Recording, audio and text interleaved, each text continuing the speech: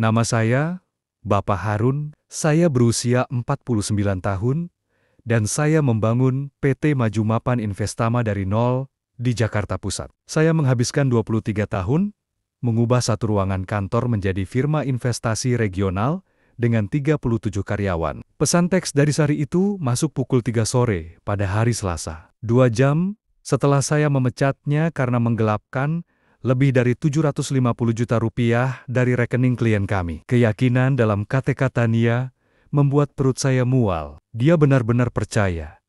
Dia telah menutupi jejaknya dengan cukup baik untuk mengancam saya dengan gugatan. Pemutusan hubungan kerja yang tidak sah, pengacaranya akan mengklaim diskriminasi.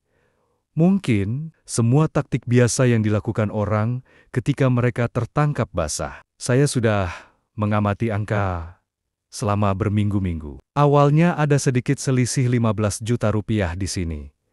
20 juta rupiah di sana. Jumlah yang bisa lolos jika Anda tidak memperhatikan. Tapi saya selalu memperhatikan setiap rupiah yang bergerak di perusahaan. Ini sejak saya membukanya pada tahun ke-2001. Anda tidak akan bertahan di bisnis ini dengan ceroboh menggunakan uang orang lain. Sari sudah bekerja untuk kami selama 6 tahun. Dia mulai sebagai akuntan junior, lalu naik menjadi analis keuangan senior. Wanita cerdas, bisa diandalkan, atau setidaknya, begitu pikir saya. Dia menangani laporan triwulanan, mengelola beberapa portofolio klien kecil, memiliki akses ke sistem yang dia butuhkan untuk melakukan pekerjaannya dengan baik. Saya mempercayainya. Itu adalah kesalahan pertama saya. Kesalahan kedua adalah tidak bertindak lebih cepat ketika saya memperhatikan peningkatan gaya hidupnya. Mobil baru, pakaian desainer, perjalanan akhir pekan ke Bandung dan Yogyakarta, yang tampak mahal untuk seseorang dengan gaji 100 juta rupiah setahun. Ketika saya bertanya secara santai, dia menyebutkan warisan dari neneknya. Kedengarannya cukup masuk akal. Tapi warisan biasanya tidak datang dalam cicilan bulanan. Pak Rama, akuntan forensik saya, telah memeriksa catatan selama sebulan terakhir. Investigasi, diam-diam, tanpa tuduhan, sampai kami memiliki semua dokumen. Pak Rama sangat teliti. Mantan penyelidik kejahatan kerah putih dari Badan Reserse Kriminal Bareskrim yang memulai firma konsultasinya sendiri 5 tahun lalu. Ketika saya meneleponnya tentang selisihnya, dia tidak bertanya banyak, hanya bilang akan memeriksanya. Apa yang dia temukan lebih buruk dari yang saya bayangkan. 780 juta rupiah diambil selama 18 bulan. Selalu dalam jumlah kecil. Selalu dari rekening klien yang tidak memeriksa laporan mereka dengan cermat. Investor lansia, eksekutif sibuk yang mengandalkan kami untuk mengurus detailnya. Dia mencuri dari orang-orang yang mempercayai kami. Orang-orang yang mempercayai saya. Bagian terburuknya bukan uangnya. Kami memiliki asuransi untuk pencurian. Bagian terburuknya adalah menyadari saya melewatkannya begitu lama, bahwa dia telah duduk dalam rapat dengan saya, membahas portofolio klien, memberikan rekomendasi untuk masa depan keuangan mereka, sambil secara sistematis merampok mereka buta. Sekarang, dia ingin membawa saya ke pengadilan. Saya memulai PT Maju Mapan Investama pada tahun 2001 dengan 150 juta rupiah dan impian membangun sesuatu yang berarti. Ayah saya adalah seorang masinis seumur hidupnya. Dia tidak pernah mempercayai bank atau firma investasi, menyebut mereka pencuri legal. Mungkin dia tidak sepenuhnya salah, tapi saya ingin membuktikan bahwa beberapa dari kami berbeda, bahwa Anda bisa menghasilkan uang dan tidur nyenyak di malam hari. Tahun-tahun awal sangat berat. 16 jam sehari, 7 hari seminggu. Saya melakukan semuanya sendiri. Rapat klien, dokumen, pengarsipan, bahkan membersihkan kantor di akhir pekan. Mantan istri saya, Liana, tidak tahan. Dia bilang, saya lebih peduli pada bisnis daripada pernikahan kami. Dia tidak salah. Tapi membangun sesuatu dari nol membutuhkan pengorbanan. Dia pergi pada tahun 2006, mengambil setengah dari sedikit yang saya miliki, tapi saya terus membangun. Sari bergabung dengan kami pada tahun 2018. Baru lulus kuliah, dengan gelar akuntansi dari Universitas Gadjah Mada. Antusias, pekerja keras, bertanya pertanyaan bagus. Saya langsung menyukainya. Dia mengingatkan saya pada diri saya sendiri pada usia itu. Lapar, gigih, mau belajar. Saya menjadi semacam mentor baginya. Itulah yang membuat pengkhianatan ini terasa begitu dalam. Selama bertahan-tahan, saya telah memberinya tanggung jawab yang semakin besar. Presentasi klien, manajemen portofolio, bahkan membawanya ke rapat mitra tahunan tahun lalu. Saya mempersiapkannya untuk posisi manajemen. Punya rencana untuk menjadikannya mitra junior saat dia berusia 30 tahun. Tanda-tanda peringatan awalnya samar. Sedikit ketidaksesuaian dalam laporannya yang tidak masuk akal. Saat ketika rekening klien menunjukkan aktivitas yang tidak cocok dengan catatan transaksi kami. Saya akan bertanya kepadanya tentang itu. Dan dia selalu punya penjelasan, kesalahan sistem, keterlambatan pemrosesan, kesalahan bank yang akan diperbaiki bulan depan. Saya ingin mempercayainya. Itulah masalahnya. Rekan bisnis saya, Pak Danu, telah mengangkat kekhawatiran tentang kebiasaan pengeluaran Sari. Tas mahal di pesta kantor, perhiasan baru, BMW, yang dia beli untuk menggantikan Hondanya. Pak Danu lebih curiga daripada saya. Dia berasal dari Surabaya. Dia bilang,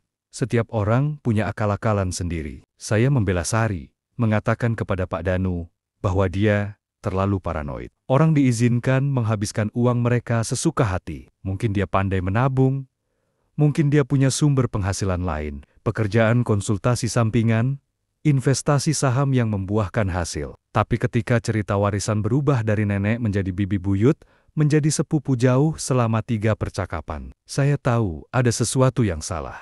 Orang tidak lupa siapa yang mewarisi uang kepada mereka. Saat itulah saya menelepon Pak Rama. Pak Rama pernah melakukan pekerjaan forensik untuk kami sebelumnya. Ketika mantan karyawan mengklaim kami mengurangi pembayaran komisinya. Tuduhan palsu, tapi Pak Rama membuktikannya dengan cepat dan teliti. Tanpa drama, tanpa sandiwara pengadilan. Hanya fakta dan dokumentasi yang mengakhiri perselisihan sebelum menjadi mahal. Saya membutuhkan fakta sekarang. Bukan kecurigaan, bukan firasat fakta yang akan bertahan di pengadilan. Karena saya punya firasat, kami akan ke sana. Pak Rama menelepon saya pukul 7 pagi pada Senin pagi di bulan Oktober. Saya berada di kantor saya, lebih awal seperti biasa. Meninjau laporan akhir pekan, ketika telepon saya berdering. Kita perlu bertemu, katanya. Bawa Pak Danu, dan mungkin hubungi pengacara Anda. Nada suaranya memberitahu saya semua yang perlu saya ketahui. Ini bukan berita baik. Kami bertemu di kantor Pak Rama di pusat kota. Dia memiliki cetakan yang tersebar di meja konferensi seperti potongan puzzle. Laporan bank, log transaksi, riwayat akun klien, 18 bulan, bukti yang disusun secara kronologis. Dia telah memindahkan uang melalui serangkaian transaksi mikro. Pak Rama menjelaskan, menunjuk pada entry yang disorot. Jumlah kecil dari rekening tidak aktif. Dialihkan melalui perusahaan cangkang yang dia buat, lalu ditransfer ke rekening bank pribadinya. Operasi yang sangat canggih. Pak Danu bersiul pelan. 750 juta rupiah, 780 juta rupiah. Kata Pak Rama, yang bisa kita buktikan, bisa jadi lebih banyak di rekening yang belum kita audit. Saya menatap kertas-kertas itu.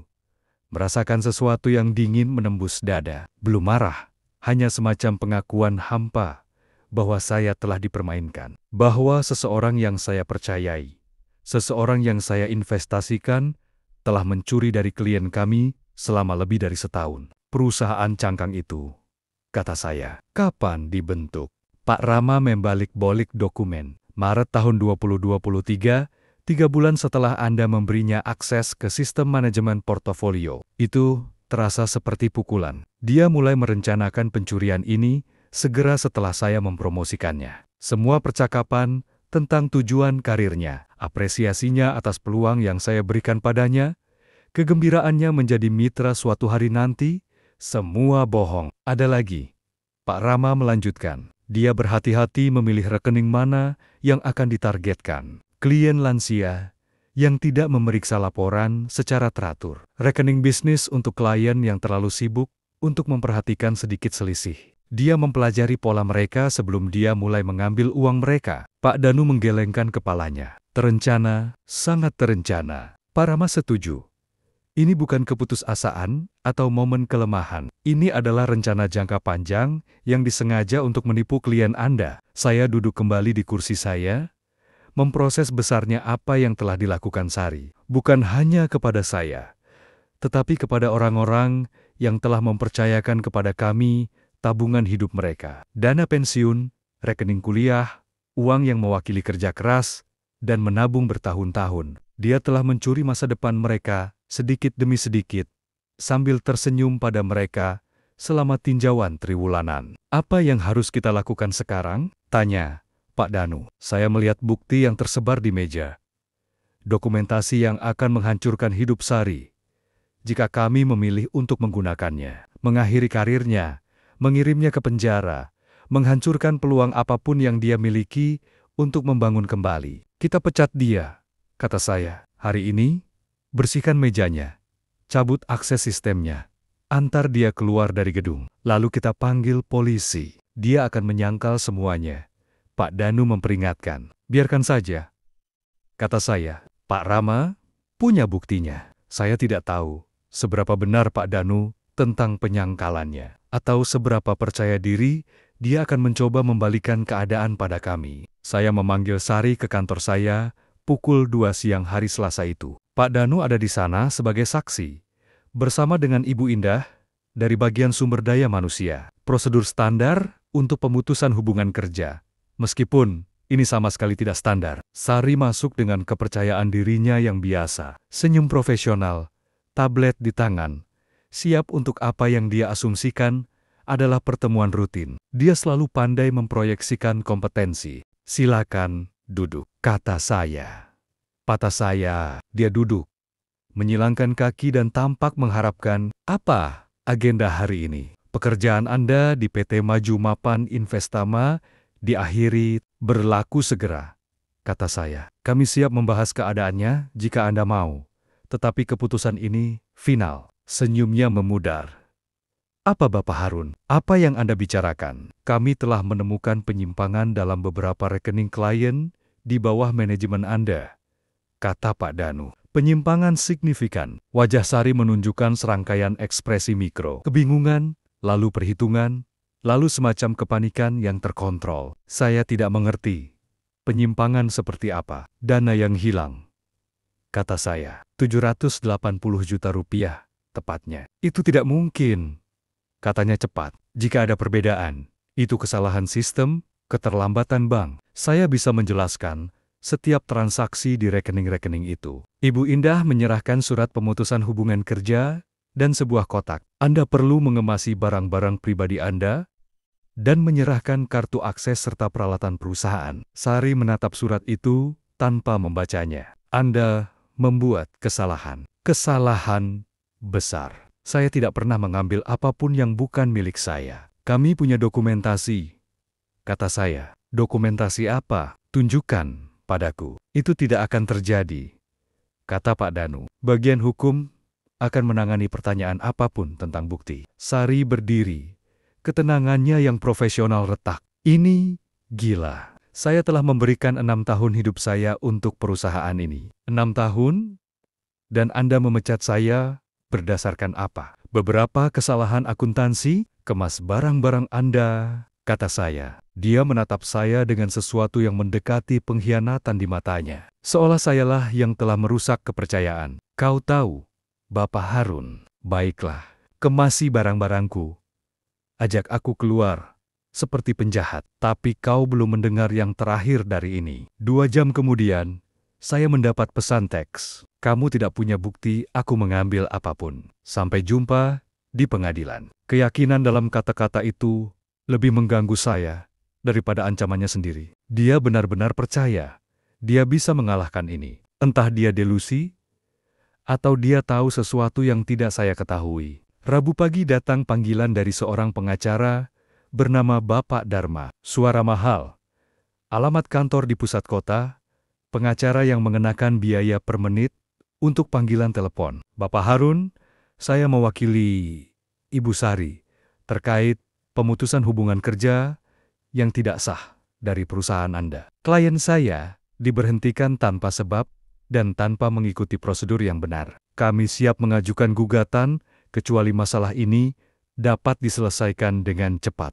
Dia diberhentikan karena pencurian, kata saya. Dugaan pencurian, koreksi Bapak Dharma. Klien saya menyangkal melakukan kesalahan apapun. Yang lebih penting, dia telah memberitahu saya bahwa pemecatannya mungkin dimotivasi oleh keluhan terbarunya tentang pelecehan dan diskriminasi di tempat kerja. Itu membuat saya terdiam.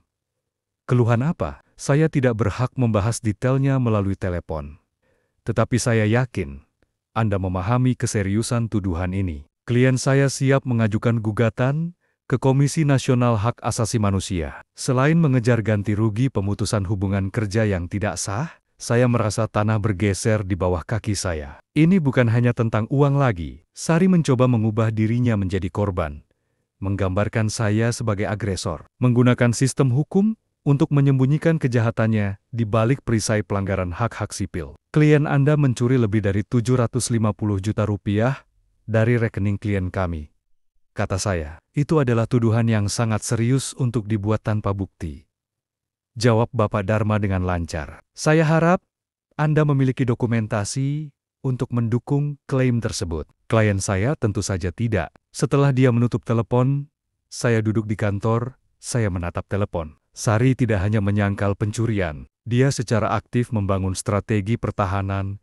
yang akan membuat saya terlihat seperti penjahat, pelecehan, diskriminasi, pemutusan hubungan kerja yang tidak sah. Semua dirancang untuk mengacaukan masalah dan menciptakan keraguan yang masuk akal. Itu brilian. Dengan cara sosiopat, saya menelepon Pak Rama. Dia menyewa Bapak Dharma, kata saya kepadanya. Pak Rama diam sejenak. Bapak Dharma bagus. Mahal, tapi bagus. Ini baru saja menjadi lebih rumit. Seberapa rumit? Jenis di mana kita harus benar-benar yakin tentang bukti kita sebelum kita melanjutkan. Bapak Dharma tidak mengambil kasus yang tidak bisa dia menangkan. Pak Rama bekerja sepanjang malam, memeriksa ulang setiap bukti yang kami miliki. Ketika dia menelepon keesokan paginya, suaranya suram. Kita perlu bertemu. Bawa Pak Danu dan pastikan membawa pengacara Anda kali ini. Kali ini, kami bertemu di kantor pengacara saya. Bapak Budi telah menangani masalah hukum untuk PT Maju Mapan Investama sejak tahun ke-2007. Pendekatan konservatif, metodis, tidak pernah menjanjikan lebih dari yang bisa dia berikan. Jika Pak Budi tampak khawatir, saya tahu kami punya masalah. Jelaskan apa yang Anda temukan, kata Pak Budi kepada Pak Rama. Pak Rama kembali menyebarkan dokumen. Tetapi kali ini saya melihat celah.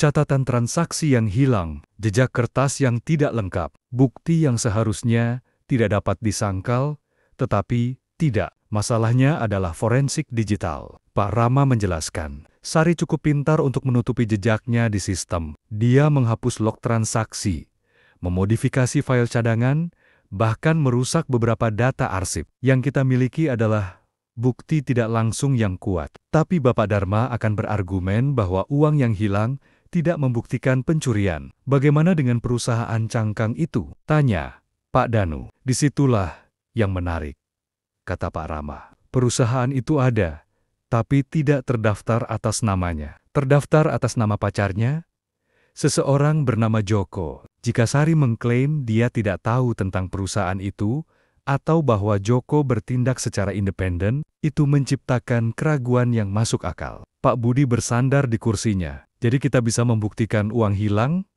dan kita bisa membuktikan itu berakhir di rekening yang terhubung dengan pacarnya. Tapi, kita tidak bisa secara definitif membuktikan dia secara pribadi mengesahkan transfer. Tepat, kata Pak Rama. Dan ada hal lain. Saya melakukan pemeriksaan latar belakang pada Bapak Dharma. Dia berspesialisasi dalam hukum ketenagakerjaan, khususnya kasus-kasus yang melibatkan lembaga keuangan yang dituduh melakukan pembalasan terhadap whistleblower. Saya merasa perut saya melorot. Whistleblower? Sari sedang membangun narasi di mana dia menemukan penyimpangan dalam rekening klien, melaporkannya secara internal, dan dipecat karena terlalu banyak bertanya. Bapak Dharma akan berargumen bahwa Anda memecatnya untuk mencegahnya mengungkap masalah yang lebih besar di dalam perusahaan. Itu gila, kata Pak Danu. Dia yang mencuri uangnya. Tapi, bisakah kita membuktikannya di pengadilan? Tanya Pak Budi. Di luar keraguan yang masuk akal, Pak Rama terdiam lama. Dengan apa yang kita miliki sekarang, itu akan ketat. Terlalu ketat untuk nyaman. Saya menatap meja konferensi, merasakan segala sesuatu yang telah saya bangun selama 23 tahun, tergantung pada keseimbangan. Sari telah merencanakan ini lebih baik dari yang saya sadari. Bukan hanya pencurian, tetapi penutupan, strategi hukum, mimpi buruk hubungan masyarakat, karena dituduh melakukan pembalasan terhadap whistleblower. Pasti ada yang lain, kata saya. Beberapa cara untuk membuktikan apa yang sebenarnya terjadi. Pak Rama mengangguk perlahan. Mungkin ada, tapi itu akan memakan waktu dan akan membutuhkan sumber daya. Lebih banyak investigasi forensik, pemulihan digital file yang dihapus, bahkan mungkin pengawasan Sari dan pacarnya untuk melihat apakah mereka masih memindahkan uang. Berapa banyak waktu? Tanya Pak Budi. Minggu, mungkin bulan. Dan berapa biayanya? Tanya saya. Pak Rama menyebutkan angka yang membuat Pak Danu meringis. Tapi ada pilihan lain. Lanjut Pak Rama. Kita bisa berdamai, bayar biaya hukum Sari. Berikan dia paket pesangon, biarkan ini hilang dengan tenang. Itu akan lebih murah daripada pertarungan hukum yang berkepanjangan. Saya memikirkan hal itu tepat selama 3 detik. Tidak, Pak Harun, Pak Budi memperingatkan. Ini bisa menjadi sangat mahal, sangat publik, dan sangat kacau. Bahkan jika kita menang, kerusakan reputasi Anda bisa signifikan. Dia mencuri dari klien kami, kata saya, dari orang-orang yang mempercayakan tabungan hidup mereka kepada kami. Saya tidak akan membayarnya untuk pergi begitu saja. Kalau begitu, kita berjuang, kata Pak Rama. Tapi kita melakukannya dengan cerdas. Tidak ada lagi konfrontasi, tidak ada lagi pernyataan publik. Kita kumpulkan bukti, bangun kasus yang kedap air, dan biarkan fakta berbicara sendiri. Bagaimana? Kita mulai, tanya saya. Pak Rama tersenyum untuk pertama kalinya hari itu. Kita selesaikan apa yang sudah kita mulai. Tapi kali ini, kita tidak memberinya peringatan apapun. Rencana Pak Rama metodis dan tenang, tanpa konfrontasi dramatis, tanpa tuduhan publik. Hanya investigasi sistematis yang hati-hati, yang dirancang untuk mengungkap kebenaran yang Sari pikir telah dia kubur. Langkah pertama adalah forensik digital. Pak Rama membawa seorang spesialis dari Surabaya, seorang mantan analis, Badan Siber dan Sandi Negara, yang memahami cara memulihkan data yang dihapus dari sistem yang rusak. Butuh 2 minggu, tetapi mereka berhasil merekonstruksi sebagian besar log transaksi yang telah dihapus Sari. Data yang ditemukan sangat memberatkan. Bukan hanya uang curian, tetapi perencanaan yang menyertainya. Sari telah meneliti setiap rekening target secara menyeluruh sebelum melakukan penarikan. Dia telah mempelajari pola klien, mengidentifikasi waktu optimal untuk transfer, bahkan menghitung berapa lama dia bisa mencuri dari setiap rekening sebelum selisihnya akan diperhatikan. Tetapi Pak Rama tidak puas hanya dengan bukti digital. Dia menginginkan informasi intelijen manusia. Joko adalah titik lemahnya. Dia menjelaskan selama salah satu pertemuan strategi mingguan kami, 26 tahun, tidak ada pengalaman bisnis sebelumnya. Tiba-tiba mengoperasikan perusahaan konsultasi yang telah menerima 780 juta rupiah dalam pembayaran misterius. Dia bukan dalang kriminal. Dia adalah boneka. Apa yang ingin Anda lakukan? Tanya saya. Saya ingin berbicara dengannya. Tidak secara resmi, bukan sebagai bagian dari investigasi apapun. Hanya percakapan antara pengusaha tentang layanan konsultasinya. Pendekatan Pak Rama brilian dalam kesederhanaannya. Dia menghubungi perusahaan cangkang Joko tentang kemungkinan mempekerjakan mereka untuk layanan konsultasi keuangan. Joko, yang bersemangat untuk bisnis yang sah, setuju untuk bertemu di sebuah kedai kopi di pusat kota Jakarta. Pak Rama merekam percakapan itu. Joko tidak tahu siapa Pak Rama sebenarnya, dan tidak tahu bahwa pacarnya menghadapi tuduhan penggelapan. Ketika Pak Rama bertanya tentang klien sebelumnya dan sumber pendapatan perusahaan, Joko dengan mengejutkan blak-blakan, Sebagian besar penghasilan kami berasal dari satu klien.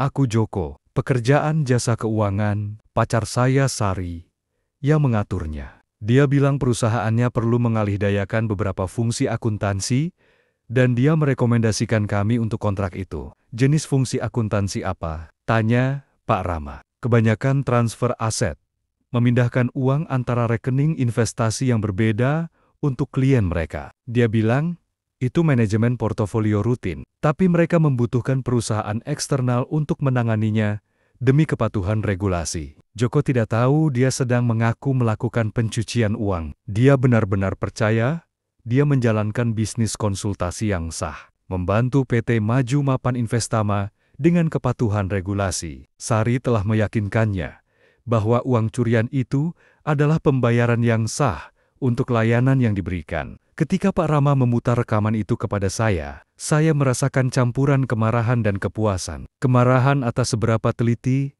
Sari telah memanipulasi semua orang di sekitarnya. Kepuasan bahwa kami akhirnya memiliki bukti kuat yang kami butuhkan. Tetapi bukti terbaik datang dari sumber yang tidak terduga, Sari sendiri. 2 minggu setelah pertemuan kami dengan Joko, Sari membuat kesalahan krusial. Dia mencoba mengakses sistem komputer PT Maju Mapan Investama dari jarak jauh, menggunakan kredensial login yang seharusnya sudah dinonaktifkan ketika kami memecatnya. Sistem keamanan TI kami segera menandai percobaan pelanggaran itu. Yang lebih penting, itu melacak upaya akses ke alamat IP rumah Sari dan mencatat dengan tepat file mana yang dia coba akses. Rekening klien yang sama yang telah dia curi. Mengapa dia mencoba mengakses rekening-rekening itu jika dia tidak terlibat dalam pencurian? Pak Rama bertanya secara retoris. Karyawan yang tidak bersalah tidak meretas sistem mantan majikan mereka untuk memeriksa klien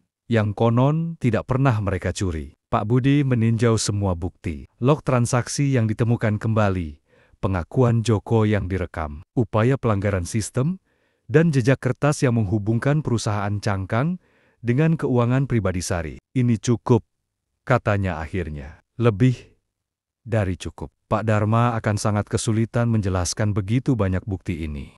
Apa langkah kita selanjutnya? Tanya saya. Pak Budi tersenyum. Kita panggil Pak Dharma dan mengundangnya untuk meninjau dokumentasi kita. Lalu kita lihat gugatan Sari. Lenyap. Pak Budi menelepon Pak Dharma pada Jumat sore di bulan November. Saya berada di kantor Pak Budi, mendengarkan melalui speakerphone saat dia memaparkan bukti kami dengan detail yang tepat dan metodis. Kami telah memulihkan log transaksi yang menunjukkan pencurian sistematis selama 18 bulan, kata Pak Budi. Kami memiliki pengakuan yang direkam dari pemilik perusahaan cangkang yang menerima dana curian. Kami telah mencoba intrusi komputer oleh klien Anda, menargetkan rekening yang sama yang konon tidak pernah dia sentuh. Dan kami memiliki bukti dokumenter yang menghubungkan perusahaan cangkang langsung ke keuangan pribadi klien Anda. Bapak Dharma terdiam lama. Ketika dia akhirnya berbicara, suaranya kehilangan kepercayaan dirinya yang sebelumnya. Tentu saja saya perlu meninjau bukti ini dengan klien saya. Kami siap membagikan semuanya dengan pihak berwenang yang sesuai, kata Pak Budi. Badan Reserse Kriminal memiliki unit kejahatan kerah putih khusus di sini di Jakarta. Saya yakin mereka akan sangat tertarik dengan kecanggihan operasi ini. Itu tidak perlu, kata Bapak Dharma cepat. Biarkan saya bicara dengan Sari dan akan saya hubungi Anda kembali. Panggilan berakhir. Pak Budi menatap saya di seberang mejanya. Dia akan membatalkan kasusnya. Bagaimana Anda bisa yakin? Karena Pak Dharma terlalu pintar untuk membawa kasus yang kalah ke pengadilan. Dan ini jelas kasus yang kalah.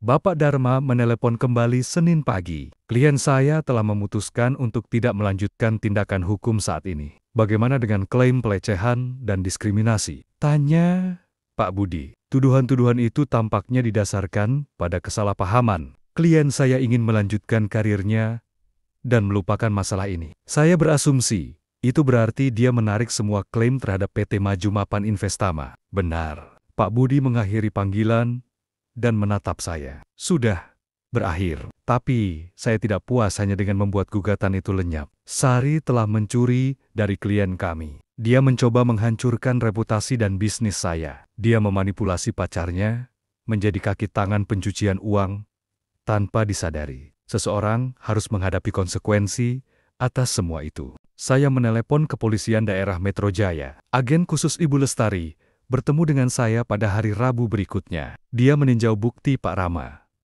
mendengarkan pengakuan Joko yang direkam, dan memeriksa dokumentasi yang telah disiapkan Pak Budi untuk tim pembela Sari. Ini adalah kasus yang solid, katanya. Penipuan transfer dana, pencucian uang, intrusi komputer. Akuntan forensik Anda melakukan pekerjaan yang sangat baik. Apa yang terjadi selanjutnya? Kami perlu mewawancarai saksi, mengumpulkan bukti tambahan, mempresentasikan kasus ini kepada jaksa penuntut federal. Jika tuntutan diajukan, rekening klien Anda akan dianggap sebagai korban kejahatan, yang berarti mereka akan memenuhi syarat untuk restitusi melalui sistem peradilan pidana. Berapa lama itu akan memakan waktu? Mungkin berbulan-bulan, tapi berdasarkan apa yang saya lihat di sini, saya akan mengatakan tuntutan sangat mungkin terjadi. Sari ditangkap 3 minggu kemudian di apartemennya di Kebayoran Baru. Polda Metro Jaya melakukan penggeledahan secara bersamaan di rumahnya, apartemen Joko,